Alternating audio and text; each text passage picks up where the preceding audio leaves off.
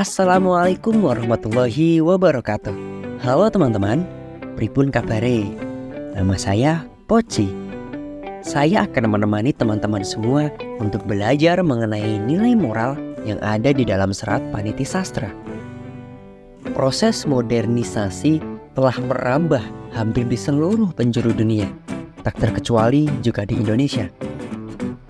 Akibat dari modernisasi itu, sendi-sendi kehidupan masyarakat Indonesia ikut berubah, terutama sendi-sendi dalam sosio-kulturalnya. Nilai-nilai yang baru belum tentu sesuai dengan nilai-nilai yang telah dimiliki oleh masyarakat Indonesia. Dewasa ini, dunia pendidikan dihadapkan pada berbagai permasalahan moral. Nilai-nilai dari sumber sejarah lokal perlukan bagi siswa dalam rangka menopang pendidikan karakternya. Sebelum lanjut, teman-teman di sini sudah tahu belum apa itu serat Paniti Sastra? Ya, serat Paniti Sastra adalah salah satu serat piwulang yang berasal dari Kasunanan Surakarta. Serat Paniti Sastra dibuat pada masa Sri Susuhan Pakubuwono keempat. Serat Paniti Sastra juga dapat dikatakan sebagai pedoman ilmu pengetahuan tentang bagaimana seorang untuk beretika secara bijaksana dan menjadi manusia yang bermoral baik. Isi dari Serat Paniti Sastra memuat ajaran mengenai moral yang diwariskan dari zaman ke zaman, dalam artian diwariskan secara turun-temurun. Nah, berikut ini ada beberapa nilai moral yang terdapat di beberapa tembang dalam Serat Paniti Sastra. Yang pertama, mengenai moral sopan santun, yaitu dalam tembang Dandang Gula. Mari kita simak tembangnya berikut ini. Wuryaning reh jamno kang toton rin suposito yeku ingaranan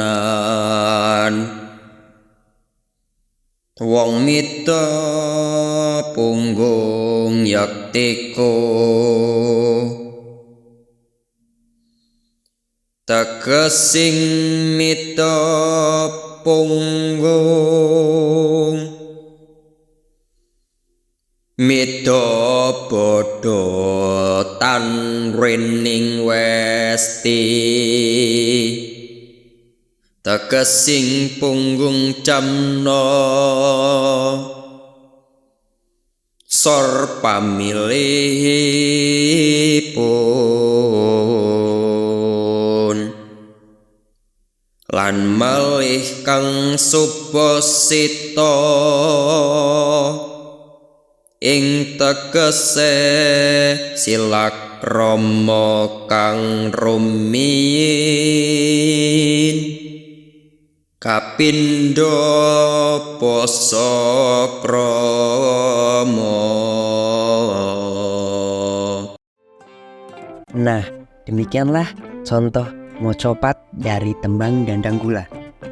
Artinya yaitu mengenai sopan santun yang penting bagi seorang manusia. Sopan santun meliputi berperilaku dan bertutur kata yang baik. Memahami sopan santun bukan melalui aturan tertulis, melainkan melewati perasaan seseorang. Seorang harus memahami sopan santun agar mampu menyenangkan hati orang lain. Menjadi seseorang yang harus memiliki sopan santun kepada orang tua dan halus dalam bertutur kata. Hal tersebut dapat membahagiakan sekaligus menyenangkan hati orang tua. Konteks implementasi dari tembang Dandang Gula tersebut untuk mencegah child free, yakni beretika secara sopan dalam menyikapi gaya hidup yang sedang berkembang belakangan ini. Sopan santun yang diajarkan dalam tembang tersebut yakni ditunjukkan bahwa setiap manusia harus menyadari kodratnya. Sopan dalam menyikapi pilihan hidup tanpa menentang kodrat yang diberikan oleh Tuhan kepada kita. Kemudian tembang kedua yaitu mengenai kasih sayang yang terdapat di tembang Sinom. Mari kita simak tembangnya. Tajem tan ronge liringnya miwah kalamun abukti ririh reretan rekoso tanpa rapa lamun nangling sih samaning urip momoh ing driya tan kego pupucuking wicara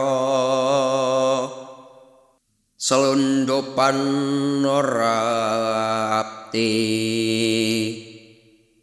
nora amrih karusakaning sosoma.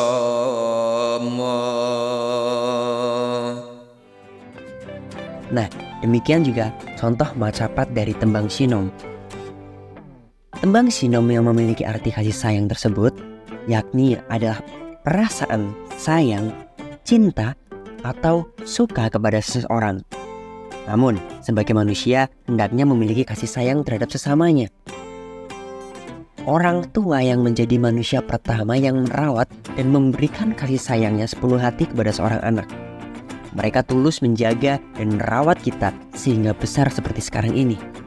Oleh karena itu, sebagai anak, kita juga harus menyayangi kedua orang tua dan juga berbakti kepadanya.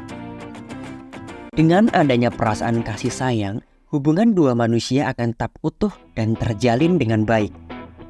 Implementasi bahwa insan harus menyadari anugerah yang dititipkan oleh Tuhan kepada setiap insan. Terkhusus sebagai seorang wanita yang memiliki anugerah berupa rahim yang memiliki simbol kasih sayang. Maka, jika seorang wanita menyadari akan adanya anugerah dari Tuhan melalui rahimnya dan mensyukuri akan anugerah yang diberikan dengan cara menerima jika diberikan keturunan dan tidak menolak kehadiran seorang buah hati nantinya. Kemudian, tembang yang ketiga yaitu Kinanti yang berisi mengenai nilai kemuliaan. Mari kita simak tembangnya berikut ini. Kamulyan sakatronipun angropi angungkuli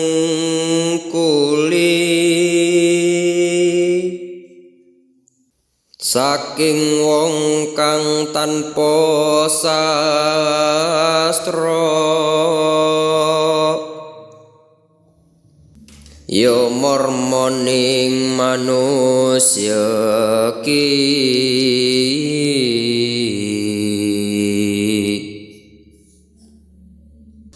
karma limpating sastra kathah pakantuke pasti. Nah, demikianlah contoh mocopat dari tembang Kinanti. Kemuliaan yang ada di dalam tembang Kinanti berarti berpegang pada nilai sastra yang ada di dalamnya yang dijadikan teladan dalam kehidupan. Kemuliaan dapat dilihat dari bagaimana kita memuliakan orang lain. Memuliakan orang lain memiliki arti bahwa kita harus menghargai orang lain juga. Menjaga hati orang lain supaya tidak tersakiti oleh kita. Mengalah demi orang lain agar tidak tersinggung karena kita. Dan berlaku rendah hati kepada siapapun. Dengan kita menghormati dan memuliakan orang lain, itu adalah bentuk kita dalam menjaga kualitas diri kepada Sang Pencipta, atau bisa dikatakan menjadi sebaik-baik manusia ciptaan Tuhan. Dengan demikian, keberkahan, derajat, dan kedudukan yang tinggi akan Tuhan berikan ke dalam kehidupan kita melalui segala hal yang pernah kita lakukan pada orang lain, atau melalui hal-hal yang tidak terduga oleh pikiran kita sebagai manusia. Aplikasi dari nilai moral kemuliaan, yaitu menjadi seorang ibu ataupun seorang ayah nantinya, adalah suatu hal yang mulia adanya. Hal ini berarti kemuliaan yang akan diberikan oleh Tuhan jika kita dapat menyelesaikan tantangan dan menerima semua yang dititipkan oleh Tuhan kepada kita dengan baik. Kemudian yang keempat yaitu mengenai pekerti yang baik yang berasal dari tembang Kinanti. Mari kita simak tembangnya berikut ini.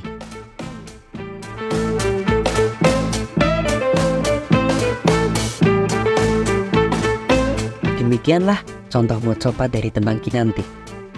Pengertian dari tembang Kinanti yakni seorang laki-laki ataupun perempuan yang hidup di zaman sekarang. Apabila ia adalah orang yang kokoh dan berpegang pada pekerti yang baik, maka dalam menjalani kehidupannya, ia tidak akan bersikap egois, hedonisme, dan bersifat rendah hati tentunya. Ajaran yang dapat dijadikan teladan demi menjawab perkembangan zaman adalah meneladani kesusastraan. Maksud dari meneladani kesusastraan yaitu jika ajaran sastra dapat dijadikan sebagai teladan dalam kehidupan sehari-hari, maka orang tersebut akan bertindak dan bersikap secara baik sesuai dengan norma-norma kehidupan, baik mengenai perbuatan, sikap, dan juga sifat. Setelah seseorang mengimplementasikan pekerti yang baik dan menjaga kasih sayang yang kita miliki, jika kita benar-benar memiliki kasih sayang, maka tidak ada kata terpaksa yang terselip dalam kehidupan. Dan budi pekerti yang baik, maka akan menjadikan teladan di setiap perbuatan kita. Jadi, implementasi bagi seorang laki-laki dan juga seorang perempuan yaitu jangan menganggap seorang anak menjadi sebuah hal yang menghambat dalam kehidupan kita. Justru, kita harus menyikapi hal itu dengan budi pekerti yang luhur, agar kehidupan kedepannya bisa menjadi berkah yang baik untuk semua orang yang disayangi tentunya. Nah, itulah 4 ajaran nilai moral yang ada di dalam serat Paniti Sastra. Selanjutnya, bagaimana ajaran tersebut dapat diaplikasikan atau diimplementasikan dalam pencegahan child free? Berikut penjelasannya. Child free atau keputusan untuk tidak mempunyai anak adalah keputusan yang dipilih seorang secara sadar, baik itu laki-laki, perempuan, ataupun keduanya. Orang yang memiliki keinginan untuk child free biasanya lebih mementingkan dirinya sendiri tanpa mementingkan orang lain. Ia lebih mengutamakan karir atau egonya, sehingga ia tidak ingin memiliki beban dan tanggung jawab yang lebih dengan memiliki seorang anak. Child free bertentangan dengan nilai moral yang dimiliki oleh bangsa Indonesia. Dalam serat Paniti Sastra yang mengandung nilai moral, sopan santun, kasih sayang, kemuliaan, dan juga budi pekerti yang baik untuk diimplementasikan oleh pemuda seperti kita. Orang yang mengamalkan nilai moral tersebut, maka dalam menjalani kehidupannya, ia tidak akan bersikap egois. Ia akan lebih mementingkan kepentingan bersama dan menunjukkan kasih sayangnya kepada pasangannya untuk bersama menentukan jalan hidup dengan cara yang santun dan berbudi pekerti yang luhur, serta memilah gaya hidup yang menentang akan anugerah yang Tuhan berikan kepada laki-laki dan juga yang perempuan miliki. Hal tersebutlah yang akan merubah pandangan setiap insan bahwa hadirnya seorang buah hati adalah anugerah terbesar dan di dalamnya berlinan pahala serta kemuliaan. Dengan demikian, orang tersebut akan berhati-hati dan penuh pertimbangan dalam menentukan keputusannya untuk menerima dengan penuh kasih sayang saat dititipi seorang buah hati setelah menikah nantinya. Nah, pada kali ini ada jargon kita yang sedang berusaha untuk mencegah child free. Jargonnya seperti ini teman-teman. Child free no, childing yes. Ulangi sekali lagi ya. Child free no, childing yes. Sebelum Poci tutup, Poci punya sedikit pantun nih. Ayam ingkung dilebokke, pas bodo digawe sate. Ni kemauan sing tak sampeke, mugi-mugi wonten manfaate. Wassalamualaikum warahmatullahi wabarakatuh.